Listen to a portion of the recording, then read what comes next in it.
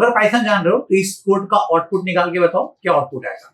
मेरे पास एक डिक्शनरी है, ठीक है। डिक्शनरी में एक की है 1 जिसका वैल्यू ए है, एक की 1.0 है जिसका वैल्यू बी है, और एक की वैल्यू है आपके पास ट्रू जिसका वैल्यू सी है।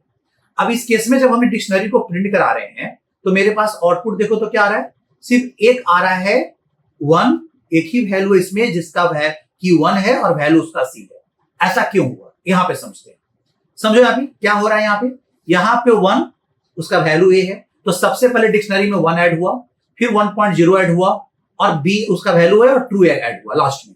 अब क्या हो रहा है कि 1 भी एक ट्रू वैल्यू कंसीडर करता है, 1.0 भी एक ट्रू वैल्यू कंसीडर करेगा, और ट्रू भी एक ट्रू वैल्यू कंसीडर करेगा। इस केस में बार बार यहां पे आप देख रहे हो कि इस 1 का वैल्यू अपडेट होते जा रहा है। एक बार 1.0 से वैल्यू हुआ, बी का वैल्यू अपडेट हो गया वहां पे, एक बार ट्रू से अपडेट हुआ, सी का वैल्यू 1 के जगह पे चला गया। बिकॉज डिक्शनरी में कभी भी की डुप्लीकेट नहीं होता है, तो 1 ऑलरेडी एक की ऐड हो चुका था, उसके जगह पे आपके पास 1.0 और ट्रू की ऐड ही नहीं हुआ, बस उसका वैल्यू 1 में जाकर अपडेट होते चला गया।